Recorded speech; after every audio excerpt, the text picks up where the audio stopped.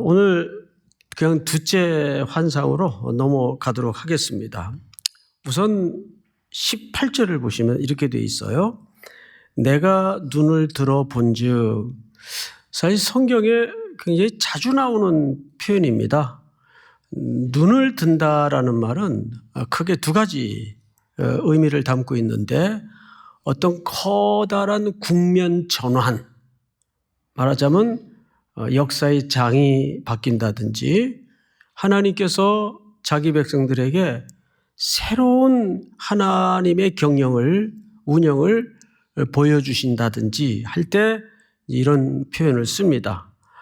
또 하나는 이게 어마어마한 이야기인데, 눈을 들어본다라는 말은 사실 그 하나님의 하늘의 경영을 하나님의 영적인 실체를 통해서 주의 백성들에게 임재하셔서 보여주시는 어마어마한 순간입니다.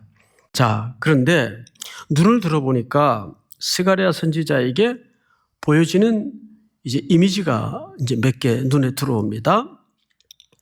첫째, 4개의 뿔이 보이기로. 첫 번째 보인 게 뭐죠? 4개의 뿔이에요. 성경에서 뿔을 얘기할 때는 두 가지입니다. 파괴력과 힘을 얘기하는 거예요. 뿔. 근데 이것은 선하게 쓰일 때도 있고 악하게 쓰일 때도 있습니다. 뿔이라는 존재는. 그런데 오늘 스가랴서에 보니까 4개의 뿔이 보였어요. 그럼 이제 그 뿔이 갖는 의미는 해결이 됐어요. 뿔은 파괴력과 저돌적인 어떤 힘을 얘기하는구나. 근데 몇 개의 뿔이? 4개예요. 자, 4라는 숫자는 사실 세상을 표현할 때 성경에서는 4라는 숫자를 써요. 왜냐하면 동서남북, 그 4가지 방향인데 정확하게 동쪽 서쪽 이런 개념보다는 세상 전체적인 보편성을 설명할 때 4라는 숫자를 사용합니다. 그러면 이게 무슨 뜻인가 하면 열방, 그러니까 온 세상을 향한 어떤 파괴력을 가진 존재, 보통 이것을 표현할 때는 군사력과 정치력을 가진 어떤 나라들 또는 세력들을 표현할 때 이런 의미로 기록을 합니다. 이게 첫 번째 그림이에요. 그러니까 첫 번째 그림을 종합해 보면 강력한 어떤 힘을 가진 존재가 온 세상에 파괴력을 갖고 있어요. 세상을 향해서. 또 볼까요? 19절. 이에 내게 말하는 천사에게, 여기 등장한 천사는 이 환상을 하나하나 해석해주고 설명해주는 참 좋은 천사입니다.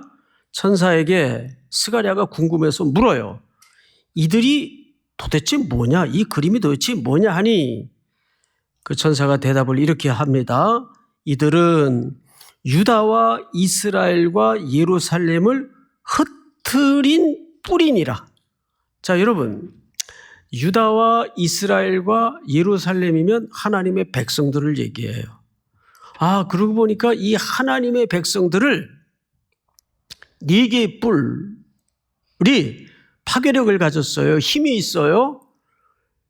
이 하나님의 백성들을 온 사방에 들이받아서 잡아먹고 점령하고 마치 그 농부들이 씨를 뿌리듯이 전부 뿌려버린 거예요. 천지사방으로.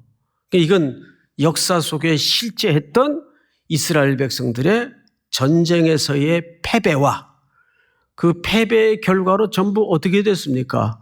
아수르로, 바벨론으로 전부 끌려갔어요. 이걸 흩뜨렸다라고 얘기를 합니다. 자, 성경을 다시 보실까요? 그러니까 뿔이 여기서 하나님의 자녀들에게 한 역할은 그들을 집어삼켜서 온 열방에다가 뿌려버린 겁니다. 이건 징벌이죠. 하나님의 징벌이에요. 이들이 왜 피할 수 없었습니까? 표면적으로는 역사가나 실제 그 시대를 살았던 사람들은 이렇게 설명할 수 있어요. 그거야 나라가 약하고 또 주변의 열강들은 바벨론이요, 아수르요, 뭐 페르시아요 이런 나라들은 어마어마한 군사력과 절대 제국이었기 때문에 그런 정치적인 군사적인 힘의 위세의 규모에 눌려서 이 약소국인 이스라엘은 집어삼킴을 당하지 않았겠는가? 팩트로는 그게 맞아요. 팩트로는. 그런데 지금 스가랴로 하여금 눈을 들어서 그 하나님의 운영과 하나님의 경영을 보여주는 거예요.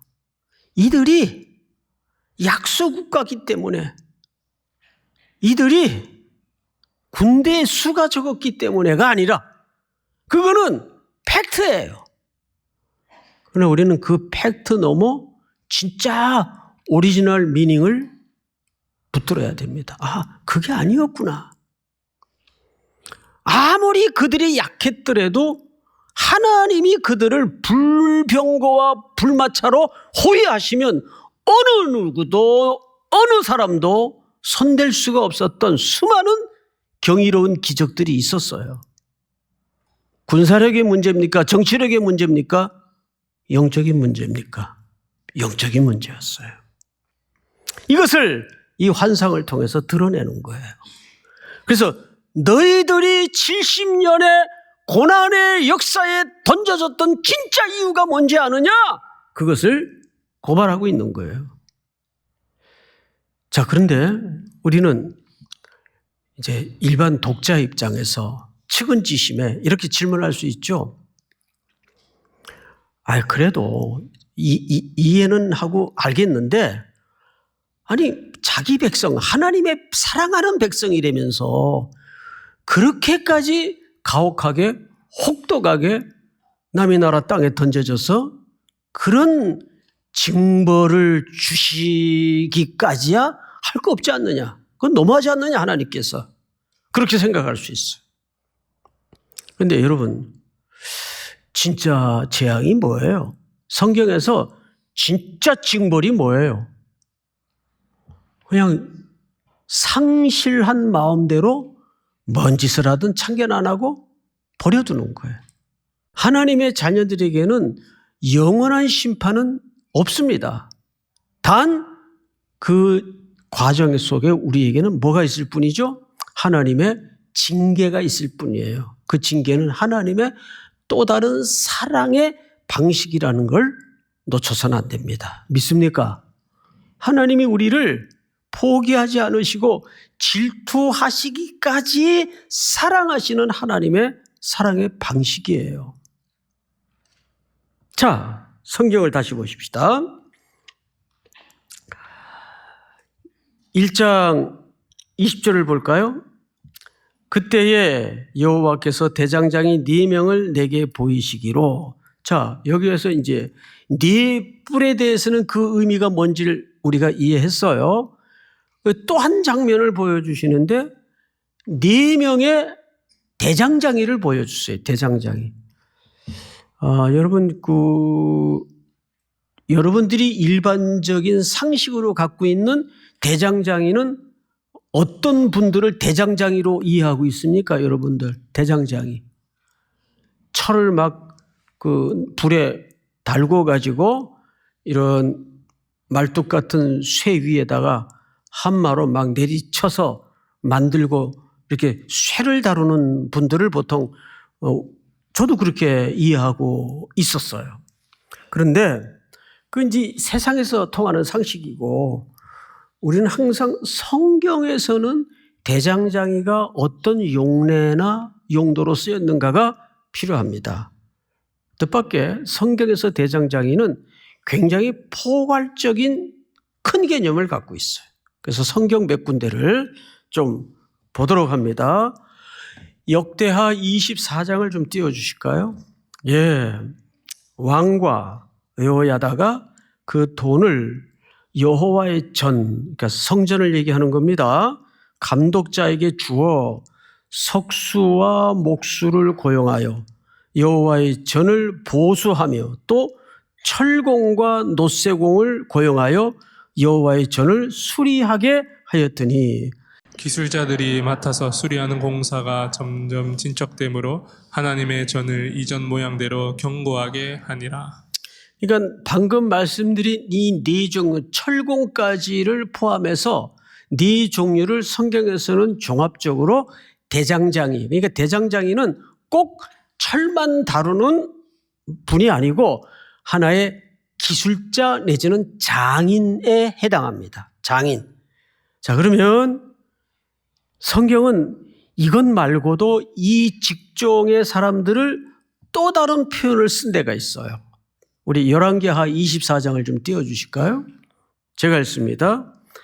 또 용사 7,000명과 장인과 대장장이 1,000명 곧 용감하여 싸움을 할 만한 모든 자들을 바벨론 왕이 바벨론으로 사로잡아 가고, 근데 여기 보면 바벨론 왕이 침략해서 사로잡아가는 군인들이 있었는데 누구를 잡아갔냐 하면 또 용사 7,000명과 그랬어요. 근데 그 용사라는 라인 위에다가 누가 끼워져 있어요, 여기? 대장장이.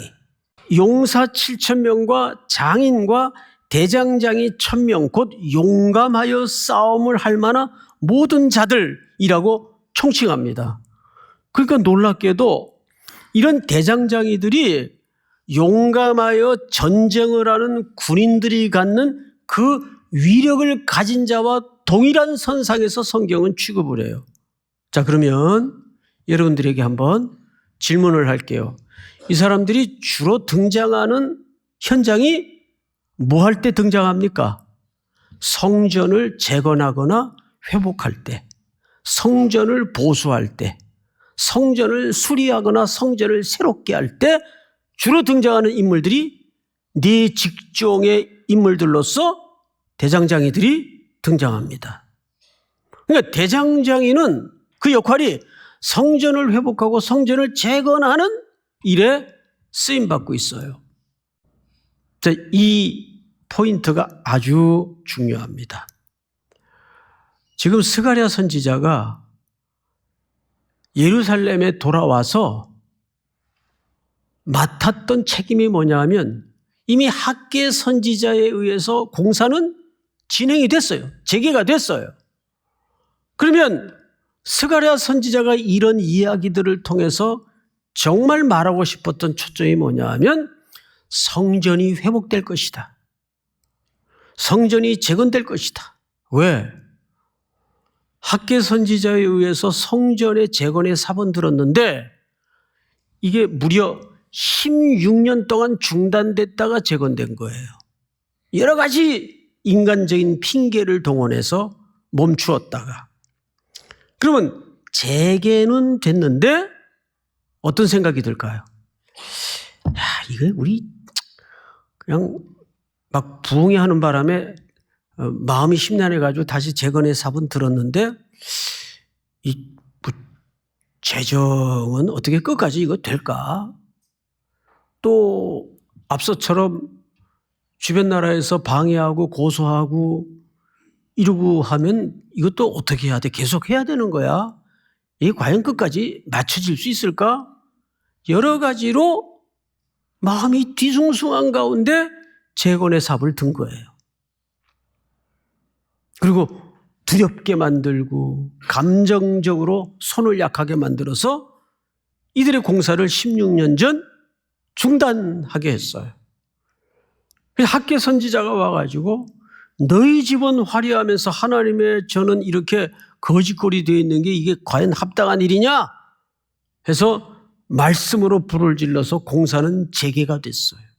그리고 한 2달 있다가 그것도 뭐 2년 있다가 온 것도 아니고 얼마 안 있어서 스가랴 선지자가 와서 지금 이 이야기를, 이 환상의 이야기를 하는 거예요. 무슨 얘기를 하고 싶은 걸까요? 이 일은 하나님의 경영 안에 있기 때문에 반드시 될 일이고, 그러면 성전이라는 보이는 건물에 실체는, 영광은 누굽니까? 예수 그리스도를 얘기하는 거예요. 그러니까 성전 신학의 핵심은 예수 그리스도를 얘기하는 거예요. 그 그리스도께서 실제 역사 속에서 그렇게 완성되어 오셨습니다. 그러면 여러분, 심판은 언제부터, 종말은 언제부터 우리 개혁주의 입장에서 종말이라고 불리워집니까? 예수 그리스도께서 이 땅에 오심으로 종말은 시작이 되었고, 예수 그리스도를 대적하는 무리들을 향한 심판은 시작이 됐어요. 그러니까 스가랴 선지자는 밑에 굵은 신학적 기초를 던지는 거예요. 그게 뭐냐 하면, 크게는 한 가지인데 나누면 두 가지예요. 반드시 이 성전은 회복될 것이다. 성전과 함께 백성들의 모든 공고함도 회복될 것이다. 동시에 너희들을 지나치게 괴롭게 만들고 힘겹게 했던 모든 대적들은 괴멸될 것이고 심판을 받을 것이다. 그 얘기를 하는 거예요. 그래서 21절에 보시면 이렇게 전체가 한번 우리 21절을 읽겠습니다. 우리 성경 시작. 내가 말하되 그들이 무엇하러 왔나이까 하니 대답하여 이르시되 그 뿔들이 유다를 흩뜨려서 사람들이 능히 머리를 들지 못하게 하니 이 대장장이들이 와서 그것들을 두렵게 하고 이전의 뿔들을 들어 유다 땅을 흩뜨린 여러 나라 뿔들을 떨어뜨리려 하느니라 하시더라. 지금 이 말만 읽으면 이게 조금 어려워요. 우리말 개역개정이 조금 복잡하게 설명이 됐는데 편하게 세번역 성경을 한번 띄워드릴 테니까 제가 읽겠습니다. 보세요, 눈으로. 내가 여쭈었다.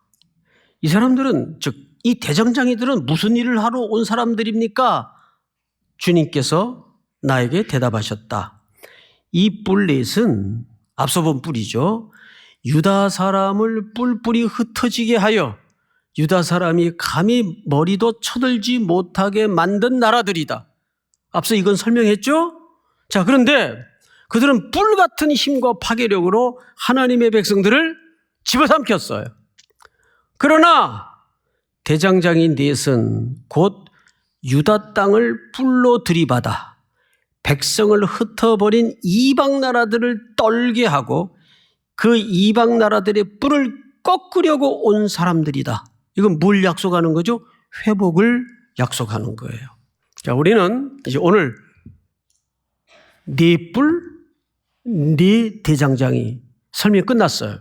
그럼 여기서 우리가 이제 붙잡아야 될 아주 선명한 진리가 한 3가지 정도 있는데 그것이 오늘 이 자리를 일어나면서 여러분들이 집중해야 될 또 한 주간에 살아낼 기도의 제목이기도 합니다. 첫 번째, 우리는 일상에서 치열하게 삶을 살다 보면 나도 모르는 사이에 시선이 좁아지고 집착하게 되고 거기에만, 땅의 것에만 몰입할 수밖에 없어요. 그래서 어떻게 해야 됩니까? 이 우주의 총주인이시고 역사의 경영자이신, 하늘의 경영자이신 하나님을 향하여 예배 시간을 통해서 뭘 들어야 됩니까?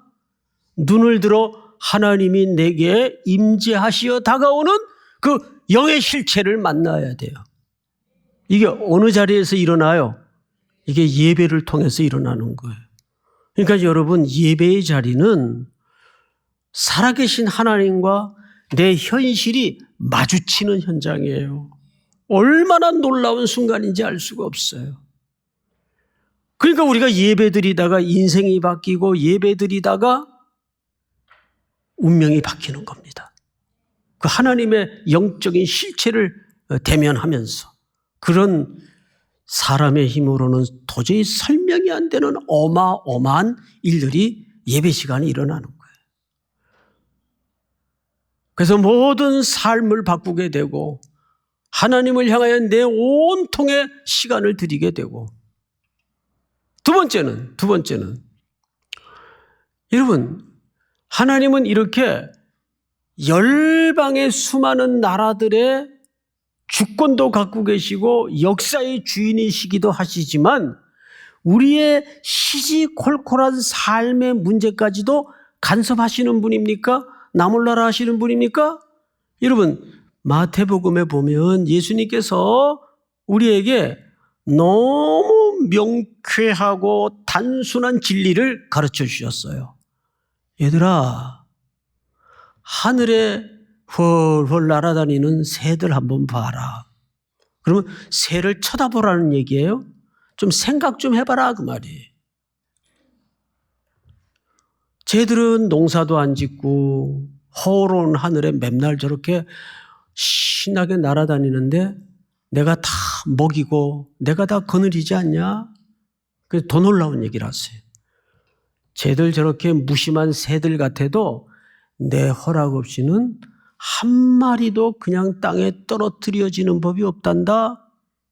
심지어 하나님은 무엇까지도 간섭하시는 분입니까? 새 한 마리까지도 간섭하는 분이십니다. 너희들 머리카락을 세본 사람이 있냐? 없지? 나는 너희들의 그 눈물겨운 시시콜콜한 문제서부터 엄청난 칠흑 같은 문제까지 다 헤아리고 알고 듣고 보시는 하나님이다. 이 얘기를 하시는 거예요. 하나님은 시시콜콜한 문제서부터 그런 어마어마한 역사의 해가 뜨고 지는 문제까지 누가 주인이십니까? 하나님이 주인이세요. 그래서 마지막으로 세 번째는 여러분들이 신앙인으로서 반드시 기억하고 일어나야 될 주제가 하나 있습니다. 첫째는 믿음이 좋아야 돼요. 하나님을 믿어야 돼요. 믿습니까? 그 하나님이 내 아버지시고 나를 사랑하시고 전능하신 분이라는 사실을 믿으셔야 됩니다. 신앙은 저 어떤 허공의 미사여구에 갇혀있는 신앙이어서는 안 돼요. 무슨 일을 만나든 믿음 없이 하는 일은 그냥 세상 일이 돼요. 그럼 믿음을 가지고 있으면 그 다음에 어떤 태도가 있어야 될까요? 담대해야 돼요. 예? 자기가 꼭 가고 싶은 회사인데, 와, 얘기를 들어봤더니 이번엔 뭐 2,800대 1이래. 그리고 이력서 썼던 것도 엎어버리고. 그러지 마세요. 넣으세요. 비율이 중요한 게 아니에요. 하나님이 필요하시면 비율이 아무 의미가 없어요. 믿습니까? 그럴 때 말씀이 믿음의 현실이 되는 거지.